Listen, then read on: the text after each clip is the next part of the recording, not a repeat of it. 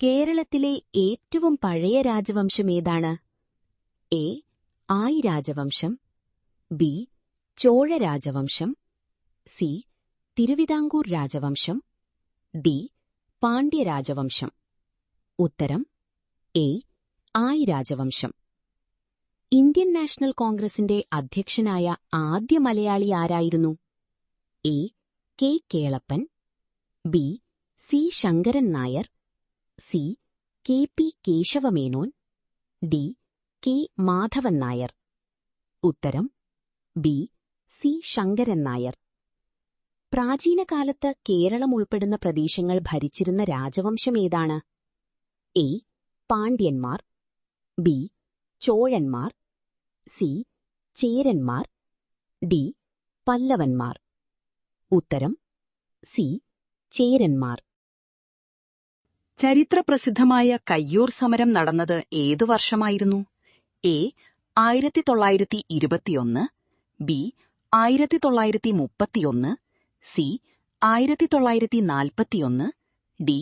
1951. ഉത്തരം സി. 1941. തിരുവിതാംകൂറിലെ മഹാത്ഭുതം എന്ന് ഗാന്ധിജി വിശേഷിപ്പിച്ച സംഭവം ഏതായിരുന്നു? എ. നിവർത്തന പ്രക്ഷോഭം, ബി. ക്ഷേത്രപ്രവേശന വിളംബരം, സി. വൈക്കം സത്യാഗ്രഹം, ഡി. അരുവിപ്പുറം പ്രതിഷ്ഠ. ഉത്തരം ബി. ക്ഷേത്രപ്രവേശന വിളംബരം. കേരളത്തിൽ പ്രകൃത്യാ തന്നെ വളരുന്ന ചന്ദനക്കാടുകൾ കാണപ്പെടുന്ന സ്ഥലം ഏതാണ്? A. Parambikulam, B. Marayoor, C.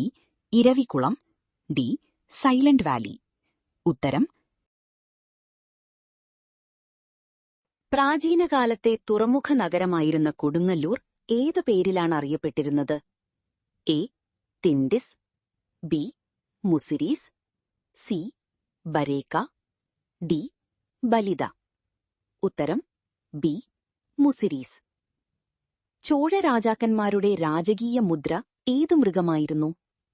A. ആന, ബി. സിംഹം, സി. കടുവ, ഡി. കുതിര. ഉത്തരം സി. കടുവ. വൈക്കം സത്യാഗ്രഹം എത്ര ദിവസം നീണ്ടുനിന്നിരുന്നു? എ. 603, ബി. 604, സി. 605, ഡി. 610. ഉത്തരം എ. 603. കൊല്ലവർഷം ആരംഭിച്ചത് എന്നായിരുന്നു? എ.